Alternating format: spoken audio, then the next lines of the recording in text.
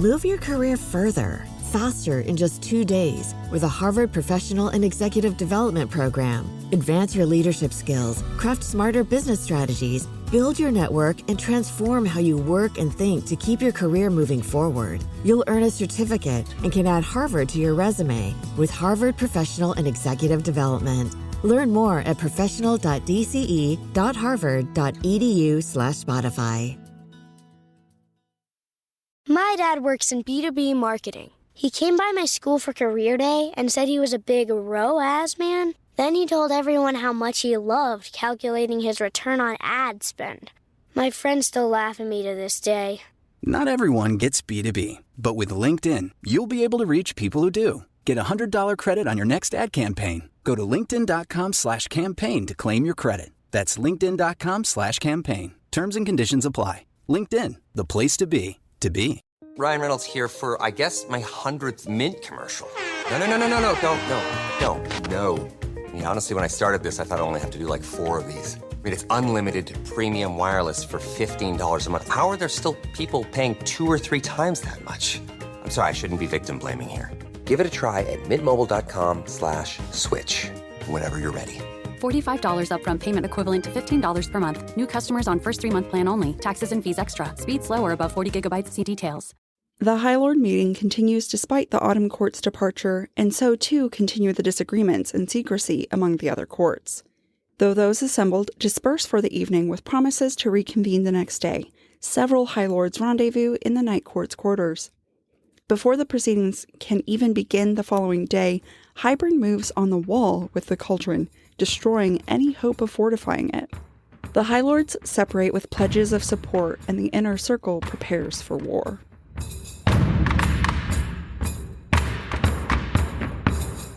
The views expressed by the hosts are entirely their own and in no way represent the thoughts or intentions of the original author.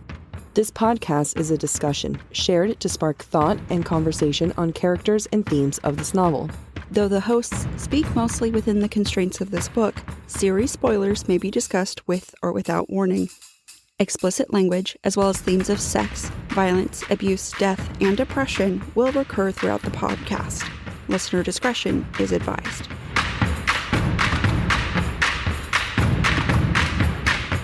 Welcome to Book Talk for Book Talk, a podcast where we deep dive into the writing of your favorite novels. This season, we're exploring Sarah J. Maas's most ambitious novel in the Court of Thorns and Roses series. This is Jac. And I'm Amy.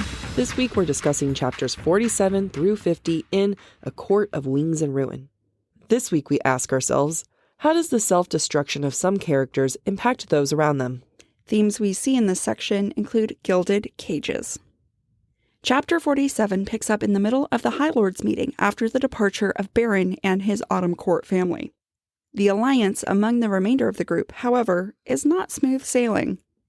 Entering this chapter, it becomes clear right off the bat just how much of an unreliable narrator Feyre is. Quote, with Tamlin there, none would declare what numbers they had, what weapons, what weaknesses. Now, I'm not saying Feyre is wrong. I bet she's right in that part of the reasons why the High Lords aren't sharing information is because they don't trust Tamlin. But we also know that she's guessing, right? Like, no one is flat out saying, fuck you, Tamlin, we're not going to tell you. Also, there's more than one reason why the High Lords won't share that kind of information, mainly because they don't trust everyone there. The reason why it's so important to catch this so early on in this chapter is because it sets up Feyre's actions and thought process throughout the rest of this episode. As we go on, we'll see Feyre react to Helion and Azriel more dynamic, and I'm going to claim that all this is done through what I'm going to call Tamlin goggles. Tamlin will be in all of her observations, her reactions, and her choices, and we can see that right off the bat. Tamlin goggles are definitely worse than beer goggles. Let's just say that. Yeah, they're sexist and abusive, and bring me my beer goggles. I'd rather be confused that someone's hot when they're not. Yeah, than be Tamlin. Everyone, including Tamlin, decides to stay that evening at the Dawncourt Palace in order to continue their conversation the next day. Notice the order the courts are escorted out. Spring, then summer, day, winter, and finally night. Is this the order of trustworthiness? Maybe it's commitment to the alliance. Or maybe they're escorted out by likelihood to fight with the others. Yeah, I also took it to mean that they don't want people to know where everyone's sleeping, but it definitely seems like an attempt of a peace play, and also very dramatic. Yeah, very dramatic. And obviously it fails because Callias and Helion both come to the night court. Right? Like, even when I was typing them, like, maybe they just don't want everyone... No, that's stupid, everyone. No, I thought the same thing for sure. Oh, okay. Like, but the secret's out. Everyone can figure out where everyone is. Yeah, it's weird. I wonder where Tamlin is staying. On the opposite side of the palace, I'm sure. Yeah, I mean, like, his rooms weren't prepared or anything. True. They put him in the basement. The janitor's closet. I want to look at what Feyre says as Tamlin leaves. Quote, "He wisely chose not to attack Rhys and me during the debating, though his refusal to acknowledge us did not go unnoticed." I find it such a weird thing to point out, and I think it really speaks to where Feyre is mentally. She's pointing out that Tamlin ignored her and Rhys, and that it didn't go unnoticed. As if it's almost embarrassing that he didn't recognize them. As if you hadn't already been extremely embarrassed by the horrible things that he said to her. I would think being ignored by Tamlin is a win, right? Like, he's not there shaming her. He's not there yelling at her. But again, this comes back to Tamlin goggles. He doesn't find Feyre worthy to even insult anymore. And that's something that Feyre is feeling. I like that point. I didn't see her as being embarrassed. I saw her as judging Tamlin for being so petty to not even talk to her or acknowledge her anymore. Regardless of how she's feeling, I think the Tamlin goggles are still there. That she's making this judgment that he's just kind of a little petty bitch. For sure. I think what I get stuck on is her saying that it didn't go unnoticed, because that implies caring on some level. Yeah, that's that fair. Other people are watching. And again, good. Yeah. You don't want him talking to you. Yeah, don't we want him to be quiet? Yeah. Speaking of quiet, Asriel and Mor have been silent since the fight with Eris, and I don't think anyone's surprised about that. Vivian, though, like a good friend, reaches out to shake Mor from where she has retreated in on herself. And I just love female friendships. Women are the best. I can confirm as being one. Also, I want to take a beat to look at Mor's reaction. It takes her 30 minutes to stop shaking after Asriel's attack. And I'm shocked because I don't think we get a good enough reason as to why she's shaking. If it was a violence thing, I get it. I've been in enough close calls with bar fights happening around me, like freakishly amount. So bar fights tend to happen around me, and I get very shaken up after that. So I get it. But I'm also not a 500-year-old Fae who's been to war and back and talks about violence super easily. More stronger than me. Violence shouldn't shake her up. And I know Rhys will go on to say that she gets overwhelmed with Asriel's feelings, but again, is she so overwhelmed that she's physically shaking for 30 minutes? It's hitting her that deep? It implies there's something else going on. Mm-hmm. It's not what we're capable of seeing or understanding right now, at least in my brain. Maybe she's shaking so much because she's worried whatever truth is about to come out. Exactly. Mm-hmm. Yeah, it's got to elicit some sort of memory related to whatever secrets she's harboring. Now, this could easily be PTSD, right? Like, yeah. As simple as that, and I don't want to downplay that potential, but, we're not here for simple answers. We're here to make up situations in our head. And it's like, what if she knows Eris knows that she's bi, and she's worried that he's going to yell it at Asriel or something in the middle of it? Right. Like, Asriel stop being so noble. She doesn't even she's into women. Yeah, she likes women. Which is not a laughing matter, even though I laughed. But it, like you said, it could also be PTSD, and it could be related to situations we don't know of. Mm-hmm. I do want to take a beat to acknowledge how SJM has characterized the Dawn Court. In addition to being high in the clouds, the place is full of birds and colors one might associate with dawn, like gold and pink in Nesta's room and other jewel tones. It makes sense why the winged fae are also similar to birds in the Dawn Court. They herald the dawn. Get it? I do. It took me a beat yesterday. Oh, did it? But I got there. We were tired. Yeah, we were tired. Feyre describes the birds in their ornate golden cages, and it makes me think about the saying, a bird in a gilded cage, which basically means someone who's trapped in luxury or trapped in a pretty setting, but trapped nonetheless. We're going to see this theme and imagery come up a few times. The first time is when the birds remain silent. Quote, But I looked at Azriel, currently leaning against the wall beside floor-to-ceiling windows, shadows fluttering around him. Even the birds in their cages nearby remained silent. The first imagery is meant to show Mor and her being trapped in a gilded cage. You can argue it's of her own making or instilled through generational trauma. Either way, Mor is living a lie by not admitting that she also likes women. When she sleeps with Helion, he will be her gilded cage, a cage of her own choice, but trapped nonetheless. So going back to Mor shaking earlier, you can also say that Azriel puts Mor in a gilded cage. Mm-hmm. But with his feelings and with his actions. Absolutely. Because she's incapable of being honest with him about her true feelings or her true nature. Azriel's putting her on this pedestal and trapping her there when he fights Eris or when he gets really offended about her honor. Because I'm sure she's terrified of telling Azriel in particular, because Rhys, I bet she knows, Rhys knows. Mm-hmm. Cassian wouldn't care. Right. None of them would care, but like Azriel, it would be a personal offense because he loves her. Right? And then also, this is me assuming so much, and people are going to be like, no, that's not what Azriel thinks. But I feel like Azriel's the type of guy that would take it personally, like, so what you're saying is I'm not good enough. Yeah, exactly. No, that was exactly what was going through my brain. Right? He would turn it on himself. Mm-hmm. And it would be about him because he's a narcissist. He is. We're gonna get more into it, but like, we love Daddy Azzy. We love Daddy Azzy. He's a fucking narcissist. He's a narcissist. Like, he would definitely be like, so, but bi? That means you still like men, right? Right. Like, so I'm not good enough for you to like me. Yeah, like, you're missing the point here. Yeah. Azriel, obviously. You and I totally get the point. Rhys and Feyre speak mind to comfort one another after the events of the meeting. Azriel's too busy brooding to notice, and Mor and Cassian are too focused on Azriel to care. I honestly wonder if Mor and Cassian sit like they do, with Mor's feet in Cassian's lap, to distract or try to get Azriel's attention. I think that's a great freaking thought and observation. I always thought it was weird that Cassian is rubbing her feet. I mean, feet freak me out, but like, I let someone rub my feet. If I was Nesta, though, I'd be pissed as hell. Like, do not rub another woman's feet. But you make a point. Cassian has spent years trying to be a buffer between Mor and Azriel. So, of course, he would fall back into his instincts and into old roles. Yeah. I love it. Yeah. And Nesta went straight to her room. I'm happy for that. I would be glaring daggers. Yeah.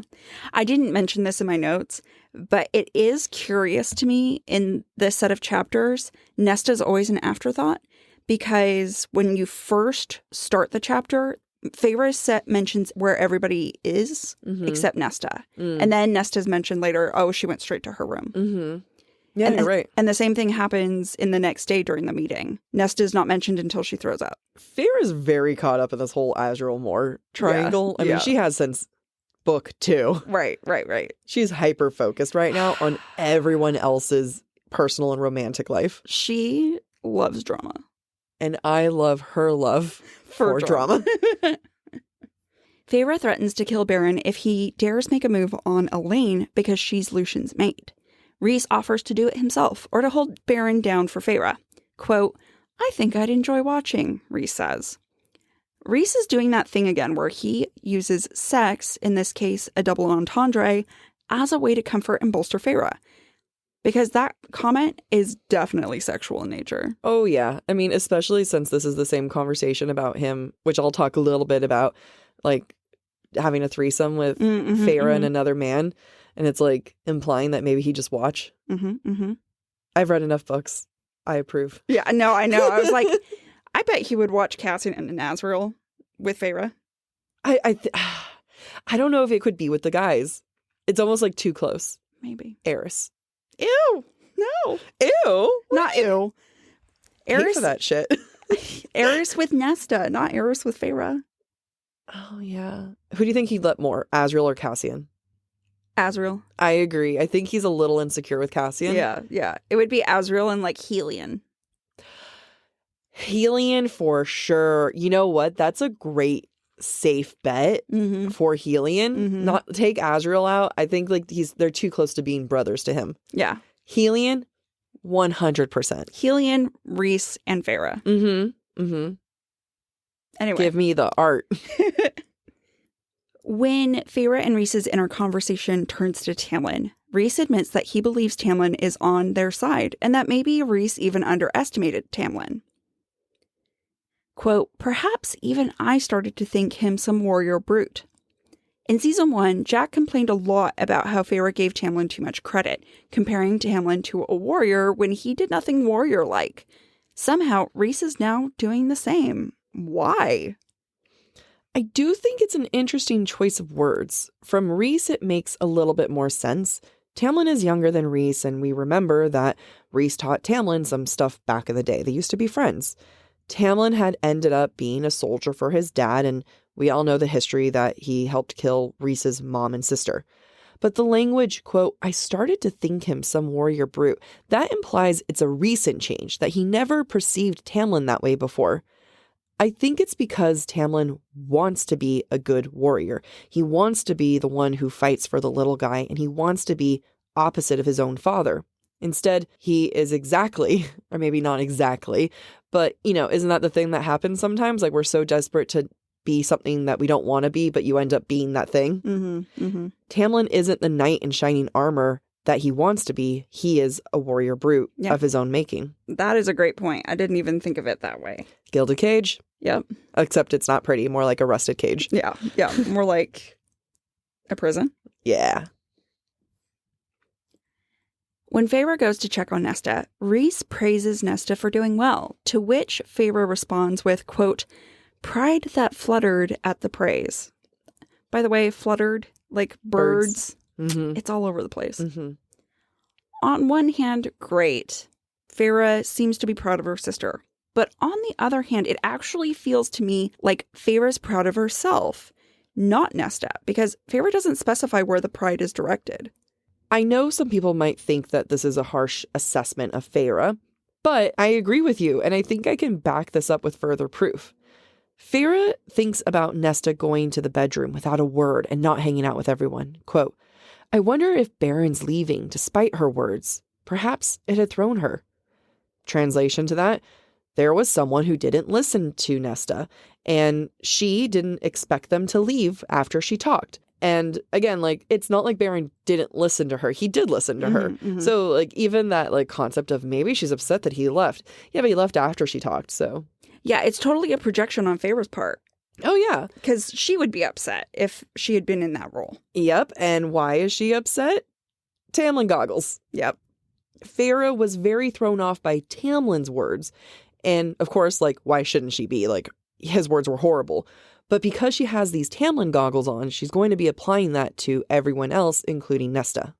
Feyre's going to use her Tamlin goggles on Nesta more this chapter, but you know what? She gets distracted by Helion, and fuck you, Feyre. I mean, it's fair. I'd be distracted by Helion. But she's going to go check on her sister. You're right, that's not fair. I would check on my sister. I'd be like, I'll come back for your thunder thighs later. Let me go talk to my sister.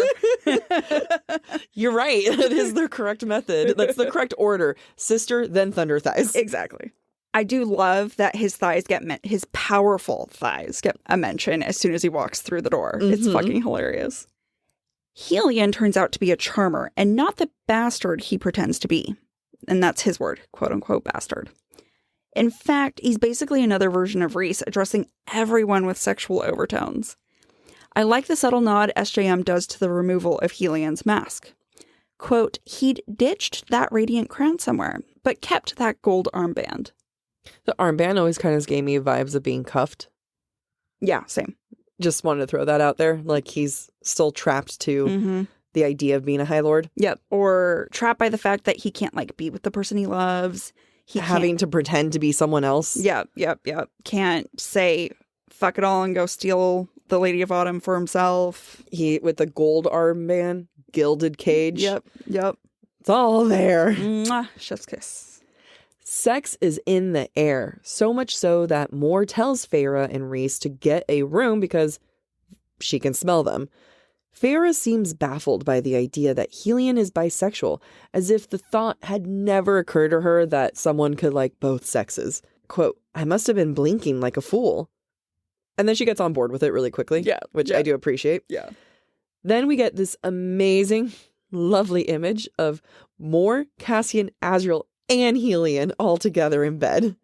And just do with that as you want. Mm-hmm. Rhys then teases Feyre about a threesome with another man. And as on board as I am with that, like we already discussed, I don't think that would actually ever happen. Except now I do, and it'll be with Helion. Now here's my observation. Who are the people hurting most in this room? Mor, Azriel, and Helion. Particularly Helion after Feyre goes hard on him. And we will get to that. And the two people who feel the need to not just work out their frustration through sex, but as a means of hurting others. Those two people are the only bi people in the room. I think sometimes the media over-sexualizes anything that is not heteronormative, right?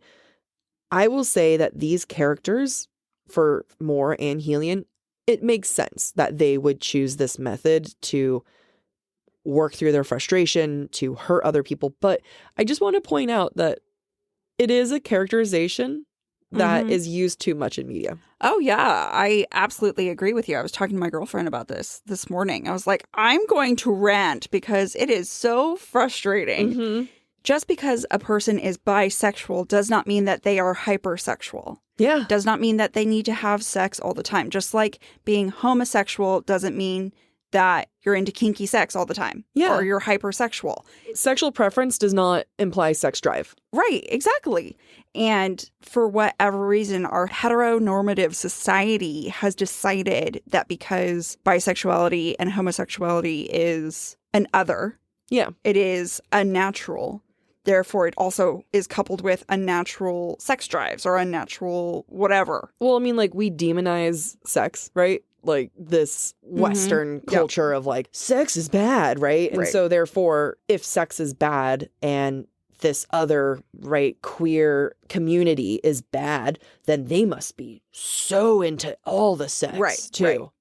But then on the flip side, you also have like the stigma that women aren't into sex, like straight women, right? Like, I have a headache. I don't want to do this tonight. Where it's like, that's not true either. That's not true either. Like, it's people are either too horny or not horny enough. But you know what the problem is? Men. Yeah. Straight men. You know, we do love our straight male listeners. I just want to throw that out there. We do. We do. We give straight men shit, which they deserve. But it's the royal we in terms of straight men. I, in theory, love straight men. Yeah, I mean, you do. I am straight. You are straight. This is my fatal flaw. Yes. I will say, I have to acknowledge the fact that Helion is introduced as bisexual so that Feyre can accept Mor's bisexuality later. Yeah, absolutely. I just have to point that out. I think I don't think I've thought that in words, but I've thought that in heart. And it is, but it's also, it's not just meant for Feyre to come to terms with Mor easier, but it's also like a hint at Mor. Yeah. Right? Yeah. Like the two bi people in the room are getting together. Right. Right. It's a device for Sarah, really. Yeah. I just don't like it when anyone that's not straight, their sexuality becomes a device. Yeah. Yeah. But in heteronormative society with heteronormative literature, that's what happens. That's what happens. But, you know, we're calling it out, people. It doesn't make me like the book less. We have to call it like we see it. It is what it is, right? Yeah. Like, but kind of like what I said earlier, it makes sense to me that Mor would do that. I don't feel like SJM went out of character. Yes, agreed. To accomplish something. I agree. It's just an observation. I think there's other types of books and movies and TV where all of a sudden someone's bi, right? And then all of a sudden they're like making choices. I'm like, that doesn't make sense. Yeah. This makes sense to me. Yeah, I agree. Helion begins to dive into the backstory of the Lady of the Autumn Court. Last week, Jack, you complained that we never get her name. Of all people who should know her name, it is Helion. He admits to having an affair with her later on in the chapter. Yet, Helion doesn't use the Lady of Autumn's name. Why? As a reminder, Helion gives himself and his affection for the Lady of the Autumn Court away when he admits that he, quote, tore the beasts that were sent after her apart with his bare hands. It's just like Rhys tore the ravens apart when they went after Feyre. Just like Lucien wanted to shred Grayson apart when Feyre invaded Lucien's mind and Elaine mentioned that she was supposed to get married. And I think this is where people theorize that Helion and the Lady of Autumn are mates. For sure. Helion also doesn't use her name because it probably hurts him too much. And we can assume a few things.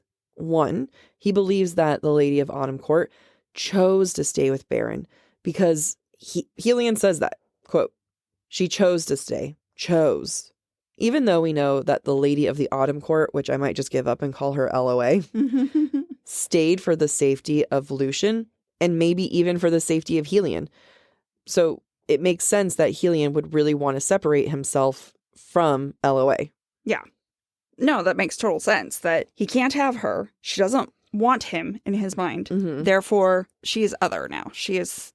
In order to, like, cope. Yeah, it's totally a coping mechanism. Yeah. Just a small moment of appreciation. As Feyre keeps digging, Helion can't hide his reaction, very much like how Rhys can't hide the shadows of his wings back in ACOTAR. Quote, a coronet of light seemed to flicker over the thick black hair. It's just a small little piece, but I appreciate it. Yeah, I do too. And it's more obvious because he's not wearing a crown right now. Mm-hmm. Helion talks about LOA and how she was so young with the arranged marriage and how she was only 20, the same age Mor was with her arranged marriage. And Feyre reflects, 20? So young. Woman, you are 20. Let's do some math here. Let's say for argument's sake, I don't think she's 21. I think we've done the math. I think she's 20. But let's just say she's 21 and I've somehow miscalculated. It would be like me thinking, wow, 32. So young, so naive. But what did I say at the beginning? Tamlin goggles. Feyre was 20 when she was supposed to marry Tamlin. Sure, it wasn't an arranged marriage, but it was a marriage that she fundamentally didn't want, and the fact that she didn't want it still has consequences that they're facing to this very day. It's easier for Feyre to look at the other women and feel bad for them rather than looking at herself and her situation with Tamlin. So how does Feyre cope? She pushes Helion more and ultimately punishes him. Yeah. Feyre's not the most self-aware person. No. I mean, Helion deserves to be given shit because he didn't try hard enough, but you can just sense the anger of, you didn't try hard enough. Right. And just angry at the concept of, oh my God, what would have happened if someone didn't try hard enough for me? Exactly. Feyre probably views herself as Lady of Autumn, and Beren is Tamlin, and Helion is Rhys. And what if Rhys didn't try? What if he was just like, no, she chose to stay with Tamlin, so she must be better off there. Right? I mean, he did do that. Yeah. For a long, long time. Yeah. Until Tamlin went too far. Right. But had Rhys not been able to hear her thoughts, he would have stayed away completely. Oh, yeah. It would have been a repeat of LOA, Helion, and Beren. And that must be terrifying for Feyre, you know, on some level, which she doesn't talk about it, but the idea of like, thank God there's a bond. Yeah. Otherwise, he never would have known. Yep. Never would have known her heart and what she wanted and the fact that she was locked out. So, yeah, like it makes sense. I mean, and then the fact that Tamlin's there, everything's fresh. Yep. It makes sense why she punishes Helion. Yep, it does. Even Mor taunts Helion to try to get the truth out of him, alluding to the fact that maybe Helion and LOA met each other before LOA was married to Beren. Helion responds by saying that LOA was sold to Beren. There's an obvious parallel here between Eris and Mor and then Beren and LOA, which to me is undeniable, especially when it's made clear that LOA's family's magic was strong, just like Mor's magic was strong. What this is telling me is that Beren's family has a history of purchasing women of strong magical lines for their high lords and heirs. This makes it interesting to me that Eris fixates on Nesta in Silver Flames, and I wonder if it's because of her power, not for genuine like of her. Or is it genuine like of her? I don't know. I think it's genuine like, because I forget how much he watches her during the whole meeting. Yeah, he watched her a lot. Yeah. Yeah. No one watches me. The clues were there. No one watches me. I'm sorry. I mean, I don't go outside. Yeah, that's on you. No one just sits through my window and watches me, Amy. God, life is so hard. You want to be stalked is what you're saying? No, I don't. I realize what I said. I don't want Edward Cullen. I don't want Zaid from Haunting Adeline. I don't think I want Zaid from Haunting Adeline. We have not confirmed nor denied our want level. Just like Lucien and Elaine are a cautionary tale for Feyre and Rhys, I think that Baron and the Lady of Autumn feel like a cautionary tale for what could have been for Eris and Mor if Mor weren't Mor. But as we also said, a cautionary tale for what could have happened to Feyre with Tamlin. Yep. I mean, they're just a cautionary tale for everything. Yeah. I feel like, and they're going to end up being a cautionary tale of what happens when mates don't end up together. Right? Yeah, if they're really mates, yeah. I mean, and I wonder how much of that is going to impact Lucien and Elaine's story. Ooh. If his true parents, who are mates, never got together. Yeah. Oh, didn't even think about that. I know, neither did I until now. Feyre, being the messy, tea-loving high lady that she is, flat out asks Helion if he had an affair with LOA. The way that my jaw dropped, not just because of the surprise of like, oh my God, they had an affair, but the question, who asks that? That is so rude. Like, I love it and I thank you, Feyre, but wow. Yeah, I would never have that kind of audacity. In front of everyone. Yeah. There's an audience. Yeah. Like, you had an affair with them? Bitch, shut up. How is Rhys not in the bond? Be like, Feyre, we talked about this. Yeah. We talked about using our inside voices. Well, also inside our head. There are such things as social norms and social cues, like, social mores. I know you grew up in the forest, but with the wild animals, but I'm going to need you to keep your thoughts to yourself sometimes. Right. Ask me later. But again, Feyre is taking out her anger of Tamlin on Helion. Yep. Feyre challenges Helion for not saving LOA from Baron's abuse. I don't blame her. She's probably thinking of Tamlin, as Jac has said. But Helion fucking demeans Feyre for calling him out. And Feyre was rude, but I don't think Helion was justified in doing this. What do I mean? Helion says to Feyre, quote, "And with all the protocols and rules, lady, you will find that most situations like the one you were in do not end well for those who interfere." First off, Helion's a coward. We all know it. Second, Helion doesn't call Feyre High Lady. He calls her Lady, the term Fae used with Feyre when they didn't know what to call her after she was remade in Mist and Fury. Feyre is back to being less than a High Lady, and maybe even less than a High Fae because of her ignorance in this moment. Especially since the page before, Helion calls her High Lady. And then also, when he calls her Lady, it's italicized. So he's making an extra point of that. It shows that he's trying to emphasize that he's demeaning her, which is not cool. But Feyre goes hard on him, like she doesn't back down, which I also appreciate. But what is up with men? I don't know. They're both being messy. Oh, yeah. Oh, I would love to be Cassian. Eating popcorn, just watching the shit show go down. I love it. Feyre has those Tamlin goggles on, but I'm sure she's wondering what would have happened to her if Rhys didn't come help her like we were talking earlier. Clearly, Feyre never listened to season 2 of our podcast. Well, that's on her. It really is, because we talk about me personally, and not me personally, you and I both talked about it. I think if Rhys never came to get her, she would have pulled herself out. Gone evil Feyre, but she would have pulled herself out. And I think Feyre's missing that realization that there's something about her that would have gotten out that LOA doesn't have. Because I bet she's identifying a lot with LOA and being like, oh my God, that could have been me. That could have been me. Yeah.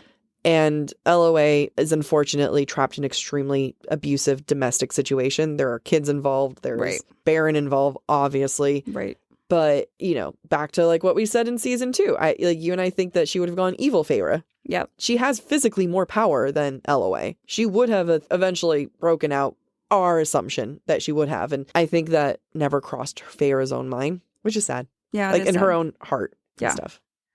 So on a slightly funnier topic, when I first listened to Wings and Ruin as an audiobook, I could tell before the reveal that Lucien was Helion's son. Like I knew it. I called it. But I have since reread this book twice, and both times I felt like it was a leap. I get it. Like, I 100% get it. I also was like, oh yeah, that's like Lucien's his son. But when you read it, there's no real build up here. No. How did Feyre figure it out? She couldn't figure out Amarantha's riddle. There aren't enough clues. No. And then, I mean, like in one of our mini episodes, we talk about one of our genius listeners pointed out that in Hybern, Lucien breaks out of Hybern's hold and there's a flash of golden light, right? It's just flash of light. Or a flash of light, which is Helian's power that Feyre had just used also, or will use there. Had she had a flashback of that moment here? We've definitely all forgotten that moment by this point in this novel. Didn't even register that moment. No. So, I mean, SJM planted the clues, obviously.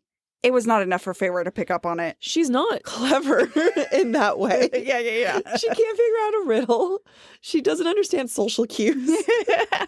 But also, like, the clues that she gave was, like, the lady didn't want to leave. Like, so let's talk about that. What are the clues in this scene specifically? Helian, when speaking of his affair with LOA, says, quote, until Baron found out, they say the lady was all brightness and smiles before that. So I assumed this means the lady of the Autumn Court had found out she was pregnant. I never thought that. And, like, to me, that was the only real clue. Yeah. Because then Feyre thinks, quote, but if the affair had ended centuries ago and LOA had never seen him again, him being Helian, had let Baron treat her so abominably, that's it. That's all there is. It's not a lot to work with. No. And then after she tells Rhys, she's like, look at the smile, look at the skin color. Yeah, that makes sense. Yeah. And there's a lot of mentions of how Lucien's skin is golden in color where his brothers are pale. So, like, SJM was dropping the clues. Don't tell me Feyre was picking those clues up. Right. Like, I mean, and there are a lot of mentions of Lucien's muscled thighs. Yeah, I thought of that too. Like, we do get, especially in this book, suddenly his thighs make an appearance. Yeah. He never had thighs before. He never had thighs before. Like, all of a sudden, Feyre was willing to look below the waist, and it's like, what? Where did those come from? I thought you just floated. Where did those thunder thighs come from? Oh, Got it from your daddy is what? I agree. It's so obvious, but it's also so not obvious. I think there could have been a lot more. I just needed one more brain cell to fire for me to believe it. However, though, like what Feyre is thinking, it also implies that Baron never hurt Lady of the Autumn Court before, because I thought Baron was always abusive asshole, and Feyre's logic was that, oh, LOA stayed with Lucien, therefore there's an affair and that's not actually Baron's child. As if LOA could have abandoned her other bunch of children, right? Mm-hmm. And then also, like, you know that there was probably a threat, like, if you leave me, I will kill him. I will start a war. I'm not a fan of Feyre saying that LOA, quote, let Baron treat her so abominably. Feyre should know that it's not that LOA lets him be abusive. He's just abusive. Right. What I struggle to find realistic is that Rhys hasn't also figured it out. Because Rhys can invade people's minds? I mean, and not just that, he's smart. Yeah. In a way that Feyre's not that smart. Not as smart as Rhys. She's smart in so many other ways. Yes. Agreed. She doesn't think outside pictures and boxes. She comes up with pictures. She doesn't think outside them. Going back to your question about Baron being abusive and LOA staying, I assume also that Baron was abusive of LOA before Lucien was in the picture. I wonder to what extent LOA stayed with Baron, because it's mentioned that Lucien, even though Baron hates Lucien, he's not entirely 100% sure that Lucien isn't his son. Yeah. And I think that's why LOA stays, is to continue the ruse so that she preserves her life and Lucien's life. Which is a shame, because Helian would have protected Lucien. Yeah. But at the same time, like, you now have a mark against, like, for your life, for the rest of your life. Yeah. Oh, I want that book. I want it bad.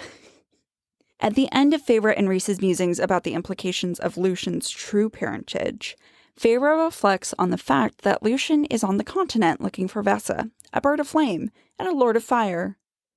Quote, a bird of flame and a lord of fire. I wondered if they'd found each other yet. First off, it's been like 3 or 4 days since Lucien left. I'm pretty sure it's a big continent. I can't believe this timeline. So let me tell you the timeline. Tell me the timeline. Because when we were talking about this in review, I looked at you, it was like, Has been 3 days.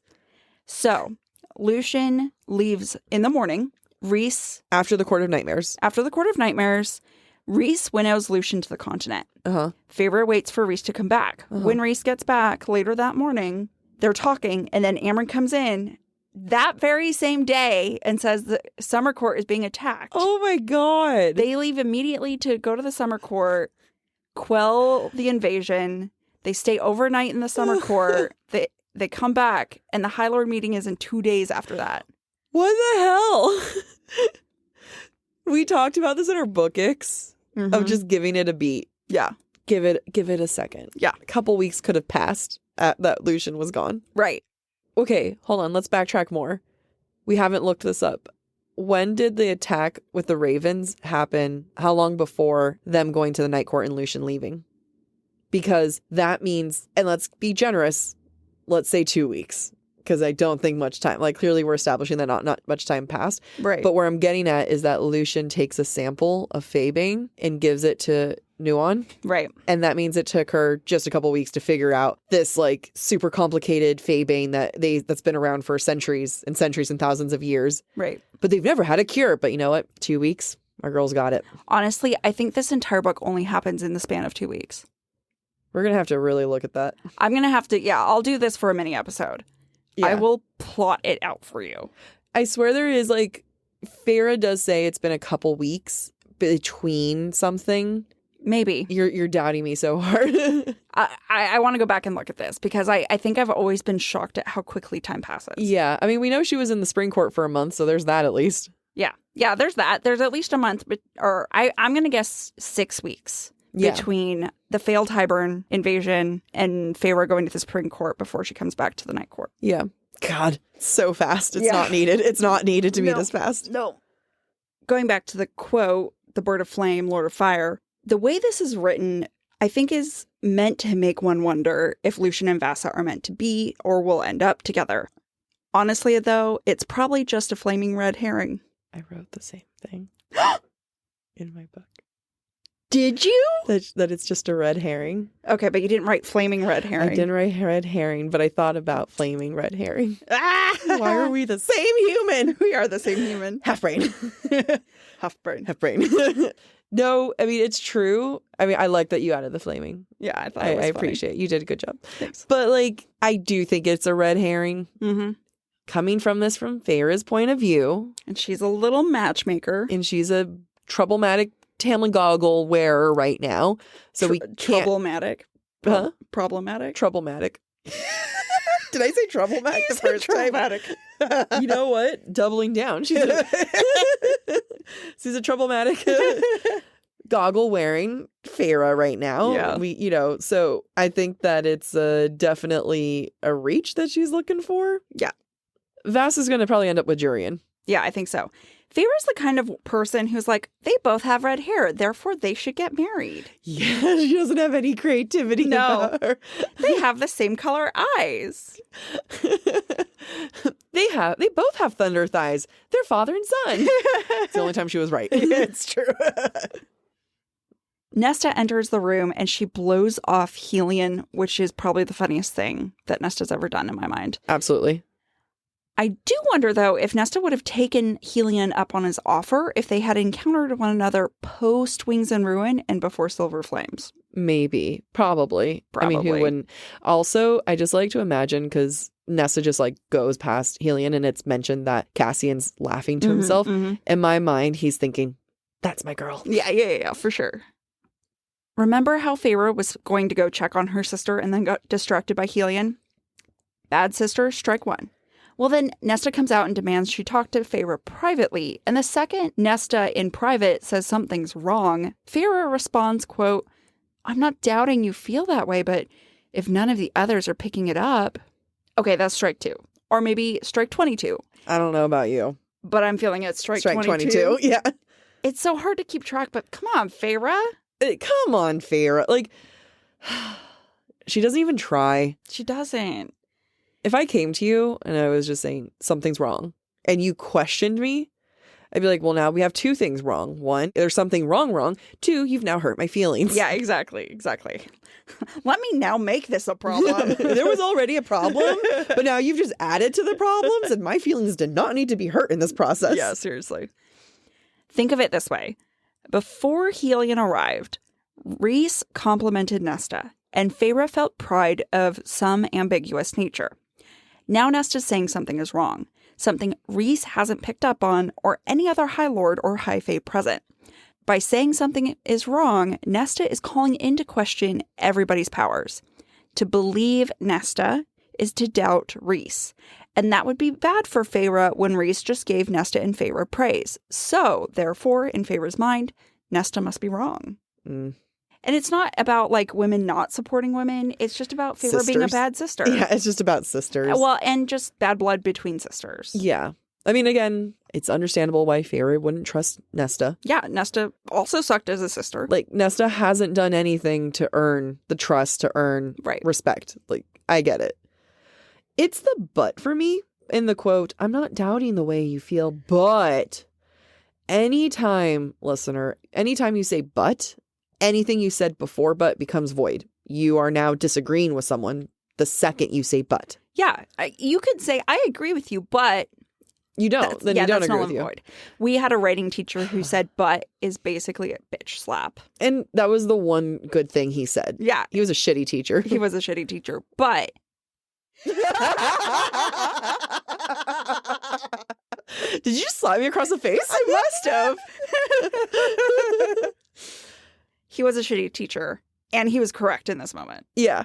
I do catch myself when I'm texting sometimes where I'll say something and then I'll type but, and then I do have to think, okay, is there another way I can say this? Yeah. Because butts are bad. Butts are bad. My butt's good. So but the word butt. So is your butt. My butt is good too. I squat for love. I just haven't found one yet. So currently just squatting. For a bigger love. This is my peacock dance. Your my mating call? Just squatting in the gym, waiting for a guy to come get me. Is this it again? Do you want me? Die over here. My face is facing the wall, my ass to the gym. You're looking at yourself in the mirror. Fall has officially started here in Los Angeles, and that means we finally get to do fall activities. I have been counting down the days for when I can go to pumpkin patches, maybe even hit up an apple orchard, and I get to do all of it looking super cute in my Quince boyfriend sweater.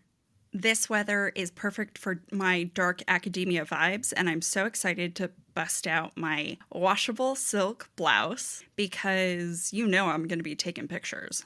Quince is known for their Mongolian cashmere sweaters from $50. And that's not all. Quince has so many other amazing things on their website. All of those items are priced 50 to 80% less than similar brands. That includes leather jackets, cotton cardigans, soft denim. Like, my entire fall wardrobe is genuinely turning into Quince wardrobe. By partnering directly with top factories and cutting out the cost of the middleman, we get savings as the customer. One of my favorite parts about Quince is the fact that they only work with factories that use safe, ethical, and responsible manufacturing practices. And they still manage to get premium fabrics and finishes for that, luxury feeling for every item that they have. Get cozy in Quince's high-quality wardrobe essentials. Go to quince.com/booktalk for free shipping on your order and 365-day returns. That's Quince, QUINCE.com/booktalk, BOOKTALK, to get free shipping and 365-day returns. That's quince.com/booktalk. Move your career further, faster in just 2 days with a Harvard Professional and Executive Development Program. Advance your leadership skills, craft smarter business strategies, build your network, and transform how you work and think to keep your career moving forward. You'll earn a certificate and can add Harvard to your resume with Harvard Professional and Executive Development. Learn more at professional.dce.harvard.edu/Spotify. Ryan Reynolds here from Mint Mobile. With the price of just about everything going up during inflation, we thought we'd bring our prices down. So to help us, we brought in a reverse auctioneer, which is apparently a thing. Mint Mobile Unlimited Premium Wireless. How to get 30, 30, bit to get 30, bit to get 20, 20, 20, bit to get 20, 20, bit to get 15, 15, 15, 15, just $15 a month? Sold! Give it a try at mintmobile.com/switch. $45 upfront payment equivalent to $15 per month. New customers on first 3-month plan only. Taxes and fees extra. Speed slower above 40 gigabytes. See detail. Cassian storms into Nesta's room and does not question Nesta and her feeling that something is wrong.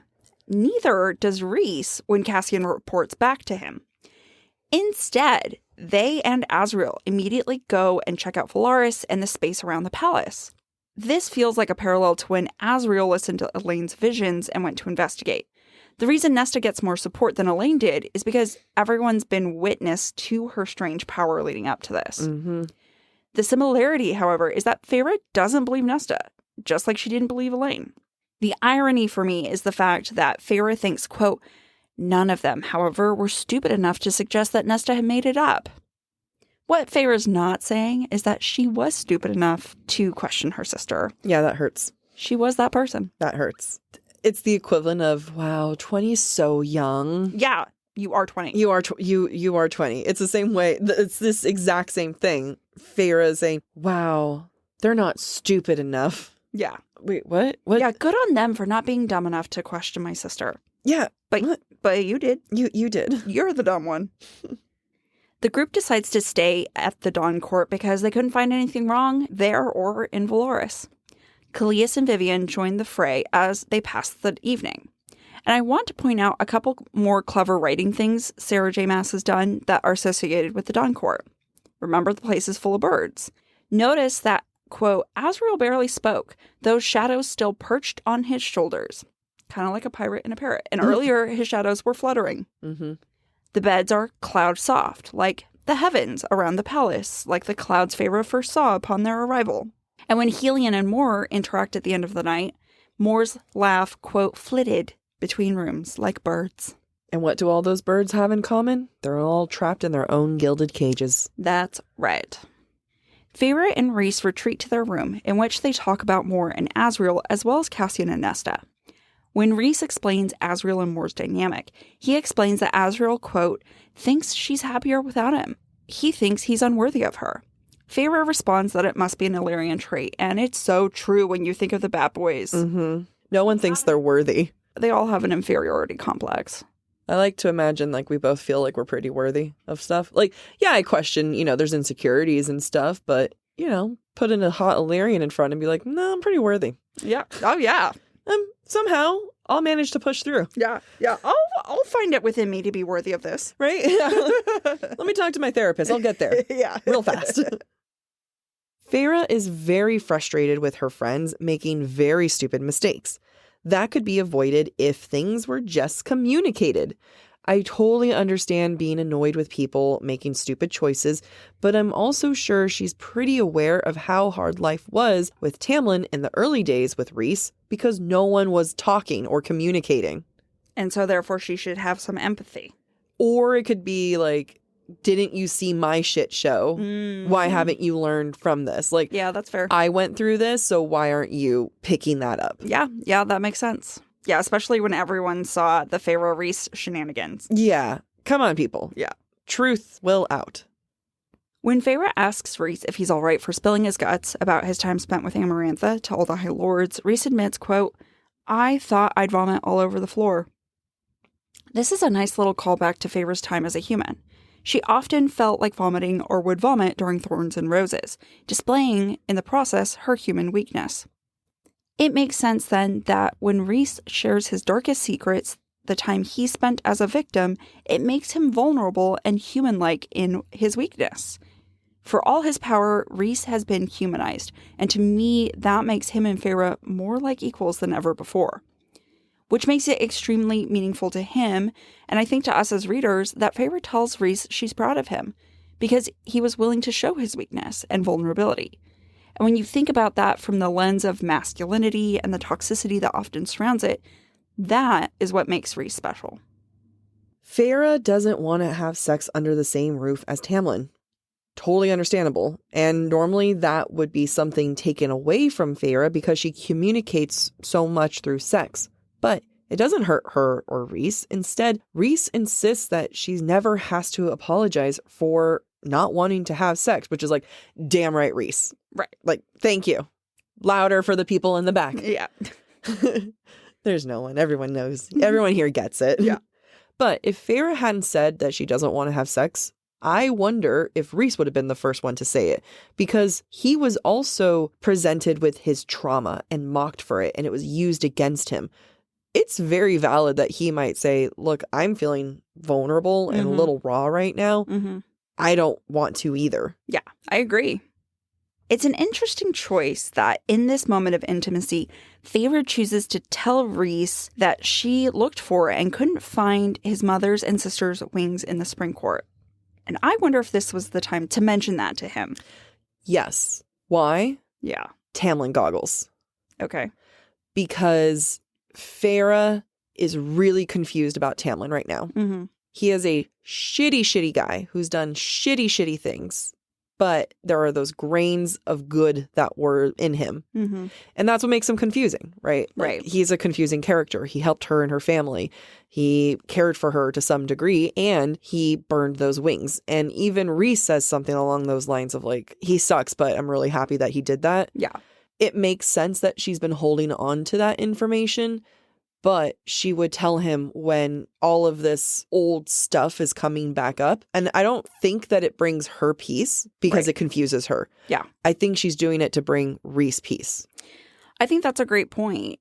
Feyre probably never brought it up after her return to the Night Court because she didn't want Tamlin to invade their space, their home. Or have her question it. Right, or have her question it, exactly. Especially when she just took out a lot of revenge on him.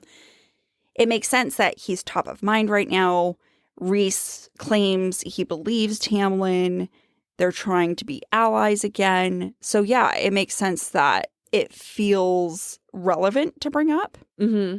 I mean, I'm confused because Feyre's confused. Yeah, I mean, like, what do we do with that information? I'm happy he burned the wings of the women that he butchered. You know what I mean? Yeah, It's such a weird sentiment of, I'm happy that you did it, but it's also not for Feyre to dictate that feeling. It's for Rhys. Right? That's something that he went through, and that's his mother, his sister. So it's one of those things where you'd kind of say it and be like, are we mad about this? Are we happy about this? Like, what are we doing? And, you know, she has that level of like, I tried for you. I think she just kind of needed to lean on Rhys and his decision on whether this was a good move or bad move on Tamlin's part. Yeah, I agree. Yeah. All of that was the first chapter, 47. That was crazy long. It reminds me of chapter 2 in season 2. It reminds me of chapter, I can't remember, but same thing happened last episode. The first chapter was like the majority. Super duper long. So, we are finally in chapter 48. The evening passes with Mor and Helion keeping Feyre awake with their sexcapades, and Cassian and Azriel never return to their quarters, and I wonder if the boys got some sex in too. Work out that aggression. Definitely not Cassian. Not Cassian, but Azriel? Definitely not Azriel. When's the last time Azriel had sex? Fair. I struggle the most with Mor in this section. But that, again, this makes her such a good character, not a good person, not a good character, but like a great character because she's so complex. And this is where it's all coming out finally. Because sex with Helion wasn't just to work out her own frustration, right? She wasn't like, oh my God, Azriel is so obsessed with me. I just need to like prove something to myself. No, it was specifically to hurt Azriel. Yeah. Like, I'm choosing to have sex with anybody but you. And more than that, she wants to rub it in his face. She didn't go to Helion's chambers. He's a High Lord. He probably has really sweet digs over there. And they decided to be really loud. Rhys had to be the one to put a sound barrier over his and Feyre's room. Helion and Mor did not do anything. And then I was also wondering, does this mean that Nesta heard everything all night? Because Rhys only shielded his and Feyre's room instead of just trapping the sound with Mor and Helion. Yeah, like, does Nesta even know how to shield? No. Although you and I were talking about it during prep, and I was like, you know, Nesta's a little bit of a freak. I bet she was into it. But she's not feeling great right now. Yeah. So maybe not. And I mean freak in the best way possible. Well, yeah, I know. A little freaky. Yeah, no, she's not in a good headspace. Yeah, actually, I take it back. So she wasn't just sitting there being like, ooh, yeah. She was sitting there feeling nauseous, worried, panicky, and then people are just next to her in the bedroom right over having sex. Oh. Being loud about it. No, thank Moore you. had to bring her own issues, not just to Azriel, but to everyone. It's such a, like, rubbing it in everyone's face. Mm-hmm. It does make me mad, but I feel bad for her. But, like, we also know that Moore knows that she messed up because the next morning she's struggling big time. I feel like it's a combination of Moore knows she messed up, but also she doesn't feel great about herself. Because we've all read the book, we know why Moore's eyes are vacant and her skin pale. She slept with a man, and though she's bi, it was still essentially a one-night stand with her least preferred gender. My girlfriend and I talk all the time about how we're 85% lesbian, 15% straight, with less and less straight in us every day. I feel like that applies to Moore here. Yeah, like, give it a couple months. It's going to be at 90. Yeah, exactly. Cassian mocks Moore for her poor appearance, to which Moore responds by throwing her spoon and then her porridge at him before refilling her tea. This feels a lot like Moore giving away her power to me by allowing herself to be mad at Cassian for his comment, especially when it's followed up with Cassian serving himself food. In a lot of ways, I wonder if Moore's just mad at herself for feeling powerless because she slept with a man she's semi-attracted to, but not necessarily a woman she's in love with. Yeah. I feel so bad for Moore, but at the same time, like, she supposedly loves Azriel as a friend. Yeah. You don't do that to your friend. No. You don't, like, have sex with the next person that you see and rub it in their face all night long. I mean, to me, it'd be like, if I was Azriel, that would be like the last straw. Yeah, I agree. But it's not for him because he is both a narcissist and a sadist. Yes, he is. Yeah. I want to take a brief moment to talk about Feyre's recollection of the morning with Rhys. It's told as a memory, which we've discussed before is reserved for their most intimate moments. I feel like that remains true here.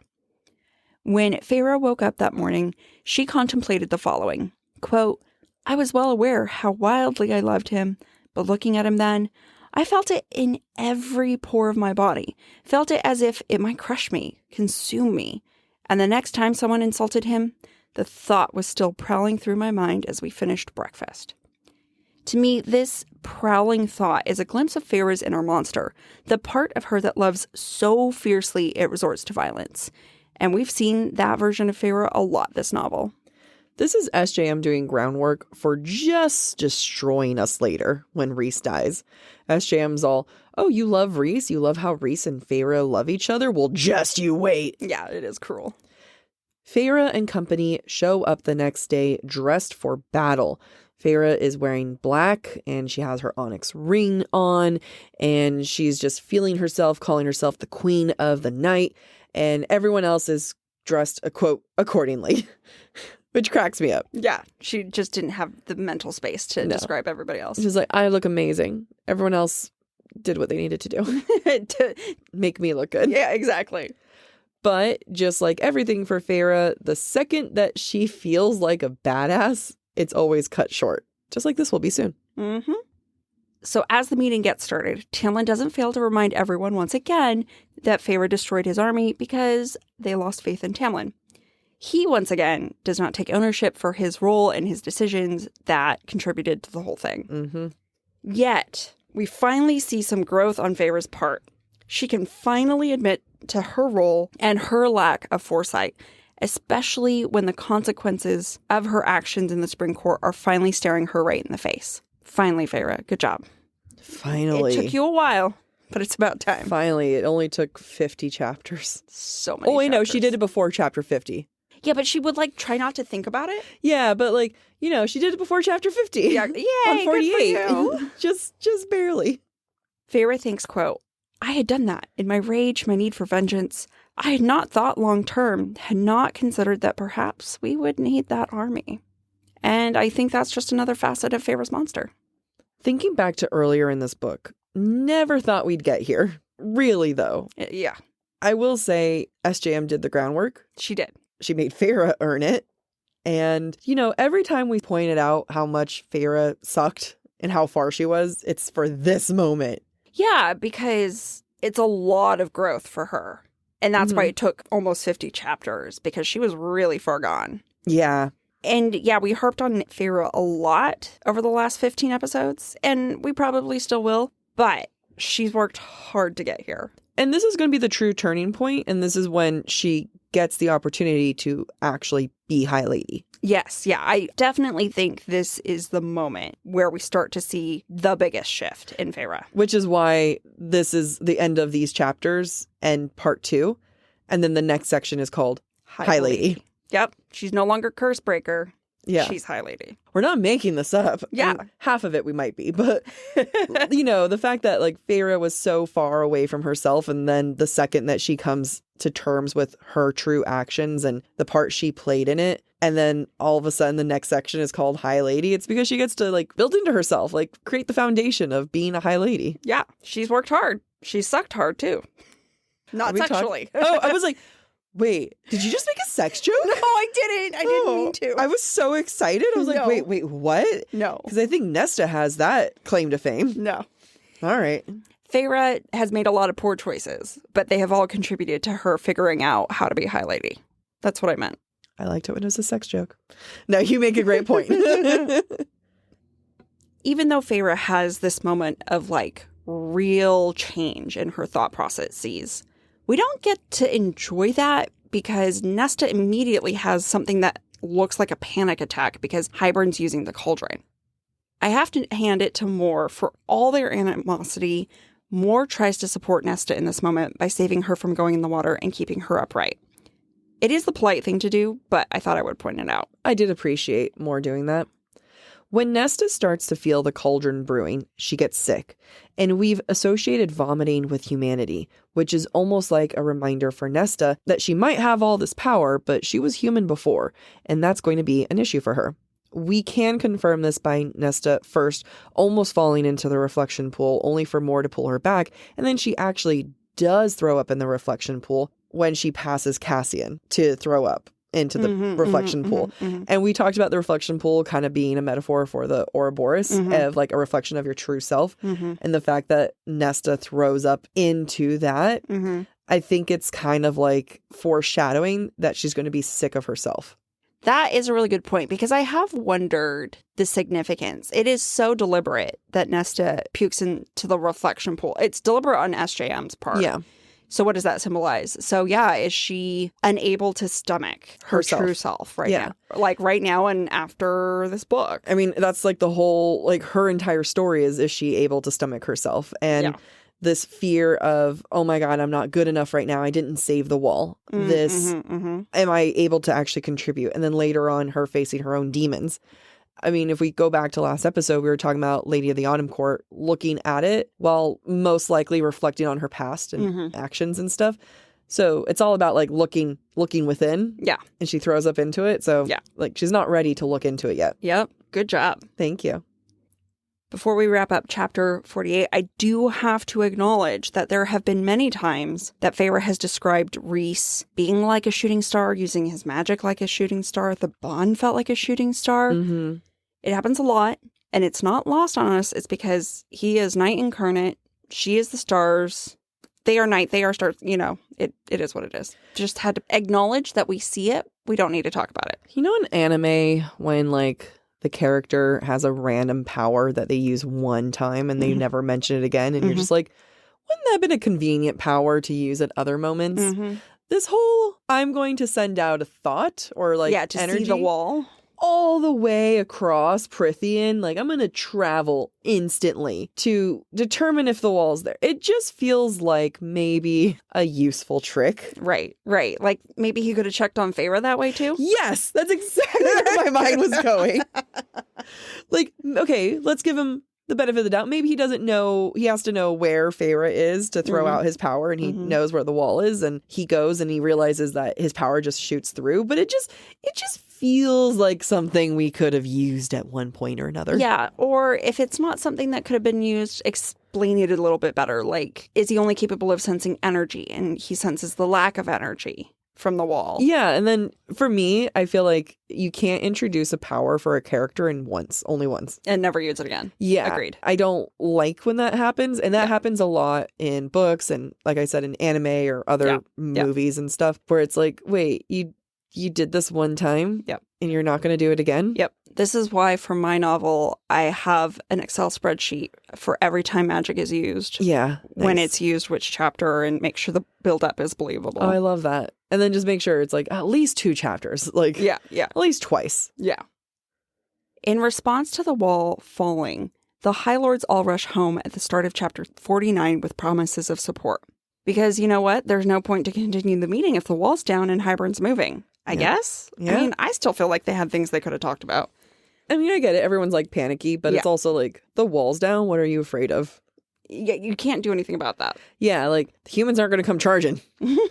Neither is Hybern, I don't think. I'm honestly surprised Tamlin didn't try to use this moment to convince everyone that Rhys set up the High Lord meeting to distract all of them and to once again try to prove that the Night Court is allied with Hybern. I think it's a great strategy. You should have listened to you. Yeah, honestly, Tamlin, I'm more devious than you are, apparently. Yeah.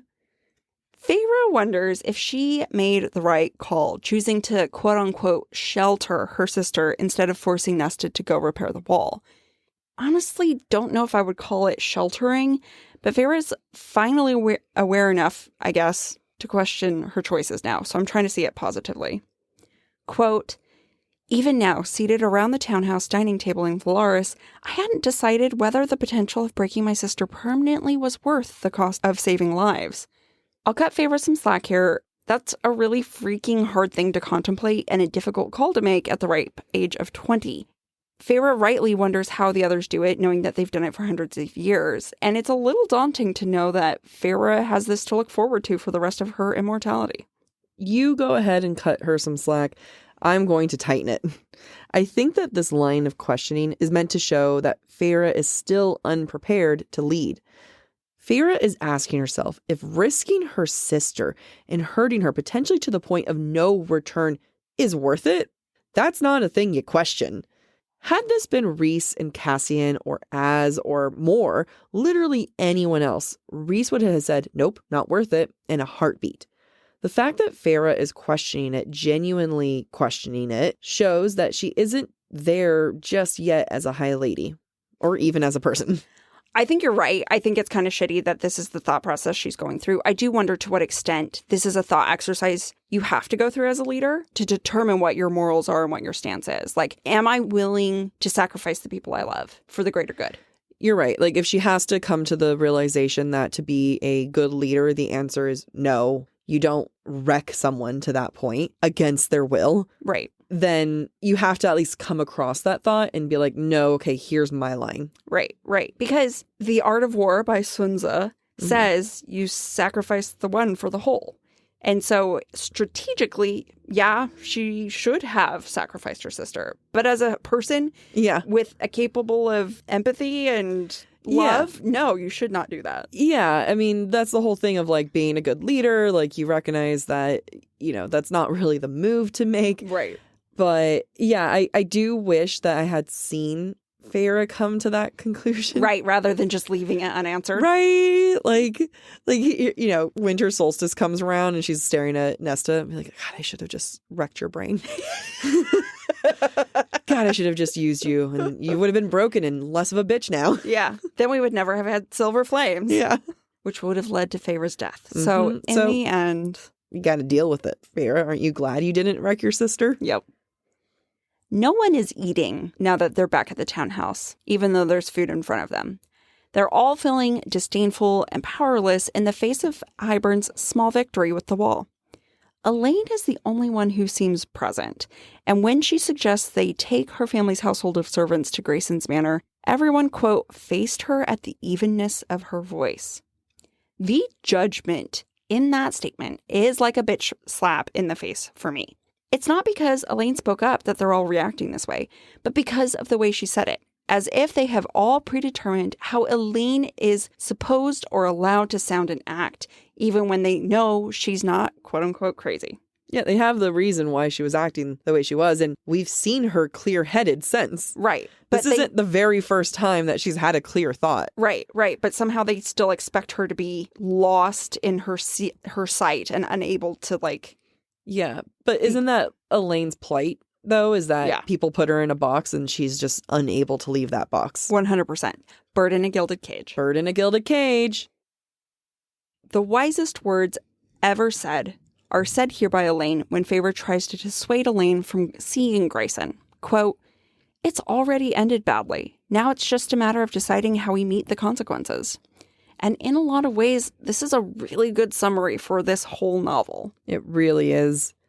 Elaine is struggling with her human versus Fae side. She's still really detached from being Fae. Quote, "They have hounds, bred to train to hunt you, detect you." Elaine isn't saying us or we, she's saying you. She's still distancing herself from being Fae. And I wonder, Feyre had to come to terms with being a Fae. She struggled with that, and so will Nesta in Silver Flames. We don't see Elaine doing that. Sure, she fits in with everyone and they all become her friend, but I think Elaine becomes accustomed to those surrounding her rather than her accepting what she is. Which is why Lucian freaks her out so much, because he's her mate and that makes her more Fae-like. Yeah, mates are a Fae thing. Mm-hmm. And she's not Fae in her mind. Yeah. I think it's a great point, and I think that whenever we get her point of view, it will be about her coming to terms with her Fae-ness. Yeah, and we're going to realize that she's been in denial much longer than anyone else. You know, they're all really caught up on this whole, like, oh no, our being mates means I'm Fae. Like, but you guys were mates before you were Fae too. You just didn't realize it. Yeah, it's just stronger now. I feel like that's the question then. Yeah.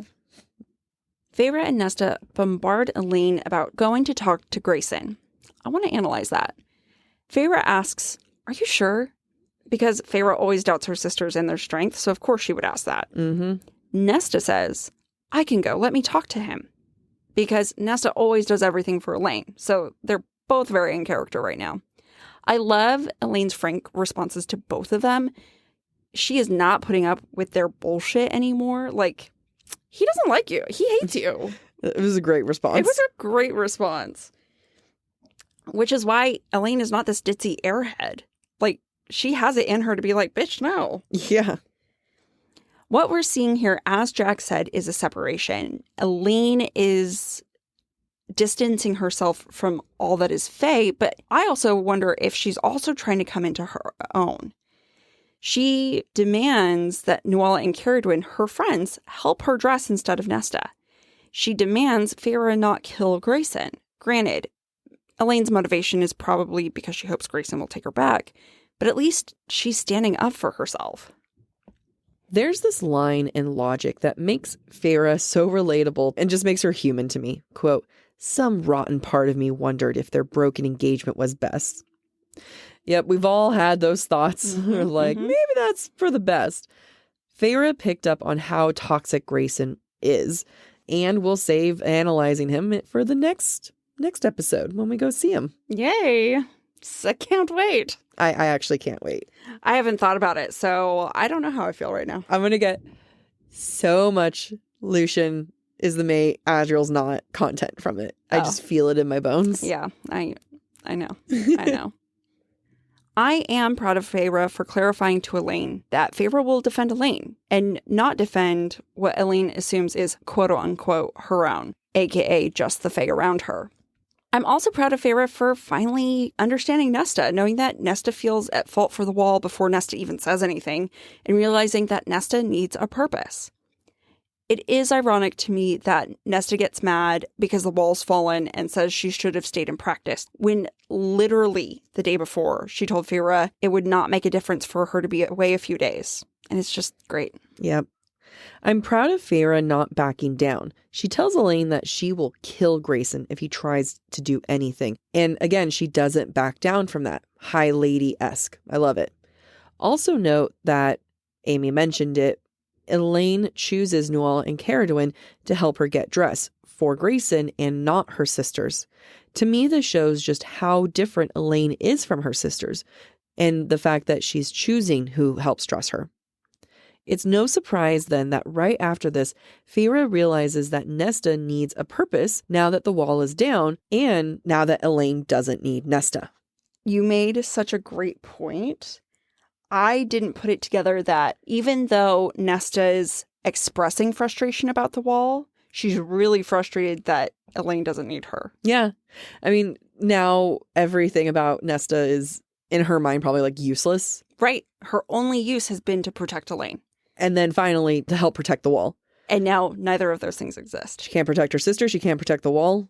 Yeah. Sucks. Yep. So she's gotta get something. I love that Cassian gives Nesta a mini training lesson in the foyer. At this moment, it's a great Silver Flames foreshadowing. And hot as hell. Also that. And when he leaves and Nesta turns to Feyre and says, "Don't even start." It's such a cute sister moment for me. It is such a sibling thing, and it's great comedy. Yeah.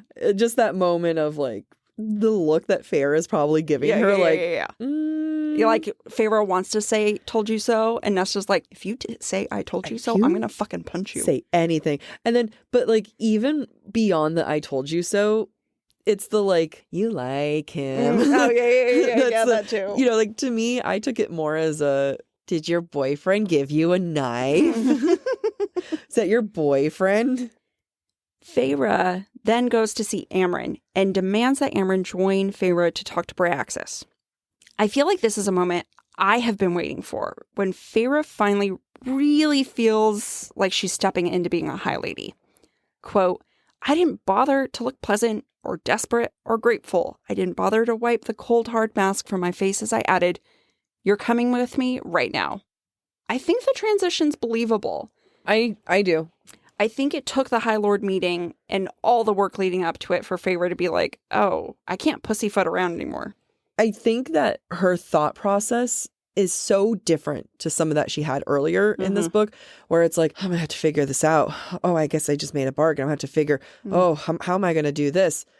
She made a call instantly. Doesn't even consult Rhys, which like he does that shit all the time to her. Yep. And it's not done maliciously. Well, I was thinking compared to her first bargain with Bryaxis, it's not done in a reactionary way. It's done in a proactive way. I have a plan. I am deliberately going to seek this person to make a bargain. Like, this is the first bargain she's chosen out of on her timing. And the wisdom to bring Amren. Like, she's able to be humble and be like, I can't do this by myself. Yeah.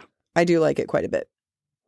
In the library at the House of Wind at the start of chapter 50, no priestess is there to guide Feyre and Amren to the Black Pit. Why? Does Bryaxis in the pit resemble the darkest part of an individual? Can goodness not approach it? Or are the priestesses just simply too afraid of the impenetrable dark? I don't have answers. Neither do I, but I like your questions. Thanks. Feyre is still feeling herself in terms of her high ladiness. She summons Bryaxis even after the creature tells Feyre no one summons it, and it's kind of badass. And in the most Feyre fashion, she humbles herself real fast. When Bryaxis says what he wants, Feyre says, "That's it?" And Amren has to kick her to like, shut up. It's just so Feyre. It is so Feyre. Also, I Googled Bryaxis to see if there's any meaning behind the name. Bryaxis was a sculptor in ancient Greece. Sculptor. He was commissioned by a queen to sculpt for her dead husband. Okay. I think it's just a cool name. Okay. Unless one of our listener goes, no, Bryaxis actually is a lore and legend. And I'll be like, cool. Thank you for being smarter than me. Also, Bryaxis wants to only see the sunlight, moonlight, and stars. Remember that earlier we compared Bryaxis to Rhys, and this feels very much like something Rhys would want since he was trapped under a mountain for 50 years. It's also funny to me that you think of Bryaxis as a male, because I thought of Bryaxis as a female. Yeah, he's just like a big old puppy to me. We just gendered it, just like we gendered the cereal. Hi, it's me. I'm the problem. Yeah. Feyre reflects on Bryaxis' request and how he doesn't want to leave, like the bone carver. Quote, another prisoner who had come to love his cell. Coming back to the bird and the gilded cage theme I mentioned earlier, these are characters who are trapped and don't want to leave their prison. And if you think about it, Amren's one of them too. Mm-hmm. because she's trapped in the body. She does break free, but then she's like, wait, no, I think I'll come back. No, I'm here. Never mind. Put me back in my cage. Marion, I love you. We mock them, but I think they're so cute. I love them. I do too. Why does Feyre choose to keep the bargain with Bryax a secret, though? Why is that necessary? She even admits to not knowing why herself. Perhaps it's another facet of being High Lady. Feyre doesn't feel like everyone needs to know all her plans, just like Rhys doesn't feel like he needs to let everyone else on his plans. Feyre deliberately cuts Rhys off from questioning her in front of everyone, diverting his attention from prying questions with memories of her failure with the Cauldron. It's interesting, but it's also the kind of lying I admire. I find it fascinating that when the group winnows from the townhouse to the Illyrian war camp, Mor takes Nesta and Cassian in hand as she had before, but there's no mention of malice. Maybe Mor has softened since Nesta's display at the High Lord meeting. For now, for this moment, for this 1 second in time, especially since Mor helped Nesta back in the High Lord's meeting, like, no, don't get sick. But, that's going to go away real fast. Yeah, of course it does. Moment of peace. Azriel also is gentle with Elaine and is afraid of hurting her with his scarred hands, and she looks at him with wide eyes, and my heart melts, and don't ruin it for me, Jack. Just let me dream. But darling, I'm a nightmare. Just like a daydream. Let me turn this into your nightmare. Azriel is all about a self-fulfilling prophecy, isn't he? And he's afraid of hurting her, isn't he? Which means he probably will. And honestly, that's what makes him a narcissist. Yeah. Like, it's always about him and never about like, oh, maybe this woman is strong enough. I shouldn't assume that she's fragile. I shouldn't assume that I'm the worst thing to ever happen. There is nothing that pisses me off more than a man who's deciding what a woman can or cannot handle or what they do and do not deserve. Or how they should react. Yeah. Look, if I want a piece of shit man, I'm entitled to a piece of shit. Exactly. Then I get my piece of shit, man. You don't get to tell me you're a piece of shit. I tell you you're a piece of shit. Then I'll leave you. But it'll be my choice. Yeah. It's true. I did have an ex one time back in like my early 20s who definitely pulled that shit on me of like, I just don't want to hurt you. Suck it. No. You don't get to choose if you hurt me. Yeah. I get to choose if you hurt me. And you know what? He did hurt me, but my choice. No, that's not true. I don't like that. But like, I didn't appreciate him trying to make calls for me. Yeah. So then the relationship ended poorly. But it was also something that like I knew getting into it, but it was also my call. Yeah. I think what I was trying to say earlier was you don't get to assume I'm going to hurt because of you. Absolutely. But also everyone risks that. Yeah, in like, any relationship. All relationships don't work until it does. Or they work until they don't. Yeah, and that's the thing where it's like, statistically, every single relationship you have isn't going to work because then otherwise you're just with one person forever. Right. So like, it's okay if it doesn't work out. You don't get to make that call that I don't even get to attempt it. Yeah, takes two to tango. Yeah, damn it. Let's take dancing lessons. Before the group departs, they all listen to, quote, the sound of Valaris, the laughing children in the streets, the song of gulls. These are the same sounds Feyre heard the first time she came to Valaris. They represent peace. They represent a home that she's trying to protect. And it's a beautiful way to leave and a very nice book ending on SJM's part. Mm-hmm. And then there's this line, quote, again, we silently looked around the townhouse, taking in every last detail, the quiet that now lay like a layer of dust upon it.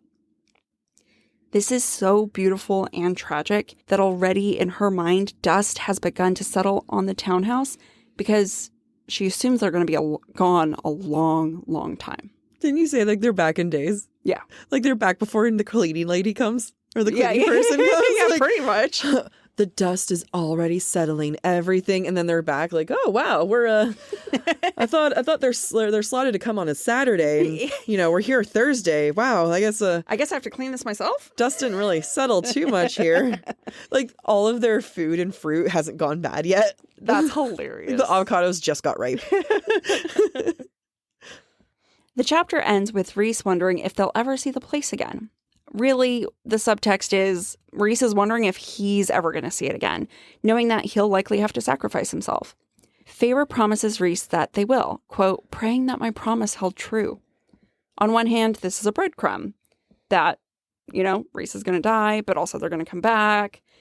On the other hand, it's also setting up the reader to expect the worst during this war, to build a sense of dread that one of them or both of them might die. Does SJM do it effectively? I don't know. We've talked at length before how the stakes don't feel high in this novel, but even as I reread this chapter, I do feel melancholy from the sentiment that they might not return, and I do feel empathy for the uncertainty that Feyre and Rhys feel. Yeah, I mean, the stakes might not be high, but the emotions are. Yeah. And if you're not able to accomplish one, at least you got the other. Yeah, yeah. So I agree. Like, reading it, like, everyone's going to be fine. Yeah. But so long as the emotions are there, and that's the thing with SJM, like she's so good with characters. Mm-hmm. We give her crap for her world building. People kind of harp on the plot sometimes, although I do like the plot. But no one does characters like SJM does characters. Yeah, and builds all that emotion with it. Mm-hmm. She is so good into tapping into our heartstrings. Yeah. And just wrenching at them. Just one big mechanic. If you did not cry once during Wings and Ruin, I question you as a human. I mean, what are you okay? Are you good? I'm talking to the person who didn't cry. I know. You had nothing to contribute. You don't even want to know if they're okay. You're like, I'm just questioning you. I was buffering. I was also trying to decide if that was a shitty thing for me to say. Oh, yeah. That's fair. You're allowed to not cry during Wings and Ruin, but I cried during Wings and Ruin. I cry for a lot, so I can't be held accountable for my crying actions. It's involuntary. Sometimes voluntary. Man, like that one day I texted you of like, I'm just watching a man react. Yeah. I'm watching a grown man react to a sad Taylor Swift song and I'm crying. You do it to yourself. I needed to cry. I just wanted to cry. Let's get into breadcrumbs and, like always, spoilers for Maasverse. In chapter 47, Rhys says of Mor and Azriel's relationship, quote, "It's their life, their relationship. They have both had plenty of opportunities to confess what they feel, yet have not, Mor especially. For private reasons of her own, I'm sure. My meddling isn't going to make it any better." Rhys knows, right? Rhys knows. He's gotta. He's gotta know. Also in chapter 47, when Rhys learns about Helion being Lucian's father, he thinks, holy burning hell. Now this is pure speculation on my part, but I don't remember hell being mentioned in Prythian before. Does this support Jac's theory that Rhys is a prince of hell? I'm gonna say yes. We're grasping at straws here. But, we're towards the end of the novel. What else are we going to do? Right. Rhys and Feyre discuss whether Cassian and Nesta are mates. Feyre asks what he thinks, to which Rhys responds, "I don't know. Until the bond snaps into place, it can be hard to detect." Oh, it's gonna snap. Oh, yeah. Crackle, and then pop. Still in 47, Feyre doesn't want to have sex with Rhys while they are in the same residence as Tamlin. Instead, Feyre asks Rhys to hold her. Quote, "Always," he promised, kissing my brow, his wings now enveloping me completely. Always. Just like he holds her always until he dies. Isn't that what Snape says about Lily? Yes. Why is that the saddest word? It's the most emotional, saddest word. Yeah. Because always. It's like never. It's inevitable that the opposite is going to happen. Yeah. And because of that, there's a whimsical nature to it, too. Yeah. Like, it's the wind. Like, the wind is always going to blow, but it'll always be gone. At the same time. The direction it will blow is never predictable. Same wind. It's like the river, like the same, like you never step in the same river twice. Yep. In chapter 49, Varian wants to pass along a message to Amren, but instead decides, quote, "I'll tell her myself the next time I see her." And he sure tells her. Yeah, in like he does. a couple days. I'm so bitter about that. With his dick. With his dick, but like in a couple days. Yeah. Also in chapter 49, when Cassian asks why Feyre and Nesta are wearing dresses, Nesta tells Cassian she's never worn pants. He responds, quote, "I have no doubt you'd start a riot if you did. Or she'll become a Valkyrie." Question: when Cassian asks this, does he mean that Nesta herself will start a riot because she'd be so mad and throw a temper tantrum? Or would she start a riot because everyone would check out her ass? I always felt like it meant that like she would be an empowered woman and she could do whatever the fuck she wants. I always thought it was her ass. Tells you the kind of people we are. I in my mind, it was like Cassian being like, I will lose my shit if I ever see your hot thing, your hot ass in a pair of pants and leathers, right? Which is also true. Uh-huh. And finally, in chapter 50, when Feyre mentions continuing to find a way to nullify the cauldron, quote, Rhys's eyes flickered, no doubt warring with the idea of what role any other route would require of me in regard to the cauldron. It's going to require a lot of the both of you, like your life. Yeah, basically. Amy. What? Jack. You gotta be more excited about to ask you a question. Oh, okay. Yeah. How does the self-destruction of characters impact those around them? Let me start with the positive. Okay. Is there any? I think there is. All right. I think the self-destruction of individuals like Mor and Azriel and Rhys kind of brewing in the background is really pushing Feyre to evaluate her choices because she loves these individuals and she can't stop them from being self-destructive, but can she mitigate it in some ways? And all of her choices from here on out are to prevent the worst from Rhys's self-destruction. I mean, she's a messy tea-drinking high lady, but she really wants the best for everyone around her. Yeah. And I think that it really forces her to make that final push into making calls as a high lady instead of allowing herself to continue to be messy. I love that. Now let's go negative. Do you want to start with the negative? Boy, do I. I think that the inner circle and their friendship and their closeness is an illusion. I think that they've been holding on to a trauma bond, right? Like, there's a huge trauma bond going on between all of them. This does not mean that they don't love each other or that they don't care and that they're not family. Like, yes to all the above. But at the same time, their closeness is being held together by toothpick and strings. Yeah. And this only shows it. Because I can't imagine a world in our friend group if someone pulled the shit that Azriel and Mor did and have it not impact everyone else. And Rhys does a good job of saying, like, this is them, this is on them, because he has 500 years of this bullshit. Right. To be like, okay, this is their stuff, you know, I don't really get a say. But you do get a say. Like, this is your life. Lives are on the line now. You're about to go to war. You can't be busy thinking about something else like this. It's incredibly selfish on both Azriel and Mor's part. Yeah, I completely agree with you. You know, they all share, as you said, a trauma bond because they've all suffered in some way that makes them feel connected, right? But they also inflict a lot of trauma on each other. Yeah. And that's what keeps them all together. Yep. It's like when you come from a traumatic family background and you continue to surround yourself with people who inflict the same trauma on you. Yeah. It's really toxic when you think about it. And I'm not saying they're all toxic, but they all need therapy. And there are some people that are just better at not inflicting trauma on the others than others. Cassian's a great example. Cassian is living his life with his own trauma and his own issues, not hurting other people. Yeah, and Feyre's trying to not hurt everybody else. I will give Feyre credit. Like, when it comes to her friends, she tries really hard not to let her self-destruction impact them. Right, because she had to suffer that bullshit from her family. Amren. Like, you know, so, you know, it's not like the whole thing is falling apart and the friends, you know, they're not actually friends. No, like, there's people there who are doing a good job of it. And, like, I'm not going to say Rhys is doing a good job, but at least he's faking it better than Mor and Azriel, you know? Yeah. Like, you know, he clearly has his issues and he's impacting others. But, yeah, the self-destruction of all of this. And, you know, Feyre was all about self-destruction in book 2. So she probably, I'm not going to say like takes it personally, but she probably holds it close of saying like, you're making really stupid choices. Yeah. Because she made some really hard choices that hurt herself. Yeah.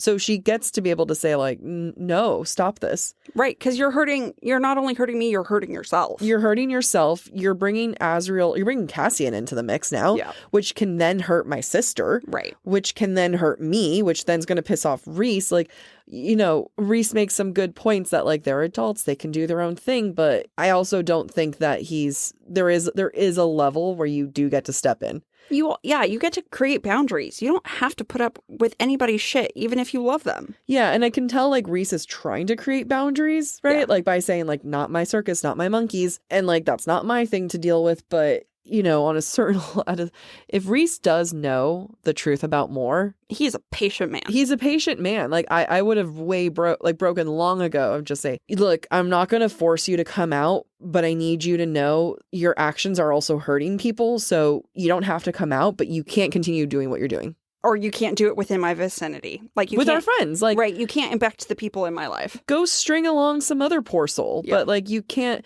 if Rhys loves Azriel like a brother. Right. And he's being strung along. Granted, again, Azriel's a narcissist. He's not innocent in here too. Right. But it's just like that moment of like, you both gotta go, don't bring this into our inner circle. Right. We got opinions. We have very strong opinions. Very strong opinions. And I don't think they would let us into their circle. No. We have broken up with friends before. We will do it again and again. Imagine us breaking up with Rhys and Feyre as friends. Oh, shit. You're like, look, we've had a great time here. I'm going to go hang out with Daddy Thunder Thighs. Goodbye. Goodbye. I don't even know if I want to talk to you once you've figured your shit out. Seriously. Best of luck to you. Seriously.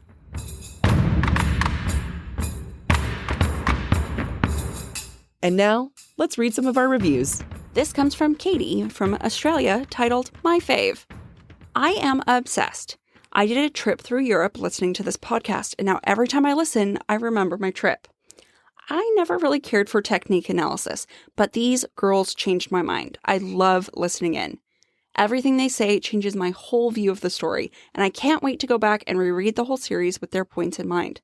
Also, their accents crack me up every time. As an Aussie listener, hearing them talk makes me have a little giggle in my car on the way to work. Why? I mean, as long as we're amusing, that's what matters. Yeah, that's what matters. I know we have thick American accents. It's so funny how biased Americans are that we're like, we don't have accents. What are you talking about? I was talking about this with my roommate, and we were talking about the Valley accent and how back in the day, people used to make fun of the Valley accent, but through media and movies and TV and everything, it is now the American accent. It's the base level. Yeah. Right? So at least there's that. I don't know where I was going with it, but it's like, at least we've conquered America. Next step, the world. No, I love literally anyone else's accent.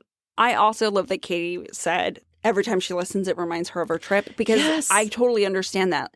Every time I listen to One Republic's Apologize album, I think of my family's trip to Yosemite. Yep. There's some songs I can't remember off the top of my head, but like our Europe trip, like I think like there's like a couple Downton Abbey episodes that we'd watch Downton Abbey afterwards, and like I think of that. Yep.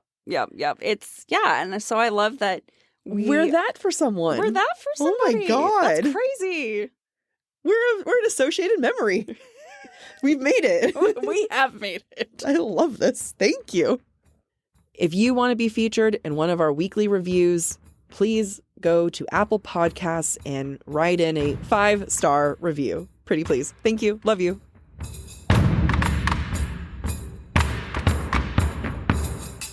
Thank you for listening to this week's episode of Book Talk for Book Talk. We encourage you to rate and subscribe to our show on your preferred podcast listening platform. Next week, we'll be exploring chapters 51 through 56 of Court of Wings and Ruin. We would love to hear your thoughts based on today's conversation.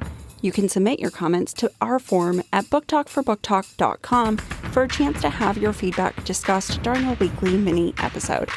If you're enjoying the podcast, please visit our website, booktalkforbooktalk.com, to view our latest merch and learn about supporting the show through Patreon, Ko-Fi, or Venmo.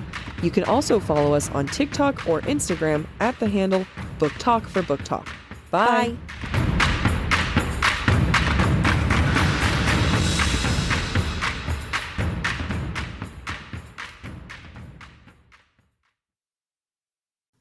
Fall has officially started here in Los Angeles, and that means we finally get to do fall activities. I have been counting down the days for when I can go to pumpkin patches, maybe even hit up an apple orchard, and I get to do all of it looking super cute in my Quince boyfriend sweater. This weather is perfect for my dark academia vibes, and I'm so excited to bust out my washable silk blouse because you know I'm going to be taking pictures. Quince is known for their Mongolian cashmere sweaters from $50. And that's not all. Quince has so many other amazing things on their website. All of those items are priced 50 to 80% less than similar brands. That includes leather jackets, cotton cardigans, soft denim. Like, my entire fall wardrobe is genuinely turning into Quince wardrobe. By partnering directly with top factories and cutting out the cost of the middleman, we get savings as the customer. One of my favorite parts about Quince is the fact that they only work with factories that use safe, ethical, and responsible manufacturing practices. And they still manage to get premium fabrics and finishes for that, luxury feeling for every item that they have. Get cozy in Quince's high-quality wardrobe essentials. Go to quince.com/booktalk for free shipping on your order and 365-day returns. That's Quince, QUINCE.com/booktalk, BOOKTALK, to get free shipping and 365-day returns. That's quince.com/booktalk. Ryan Reynolds here for, I guess, my 100th Mint commercial. No, don't. I mean, honestly, when I started this, I thought I only have to do like 4 of these. I mean, it's unlimited premium wireless for $15 a month. How are there still people paying 2 or 3 times that much? I'm sorry, I shouldn't be victim blaming here. Give it a try at mintmobile.com/switch. Whenever you're ready. $45 upfront payment equivalent to $15 per month. New customers on first 3-month plan only. Taxes and fees extra. Speed slower above 40 gigabytes. See details.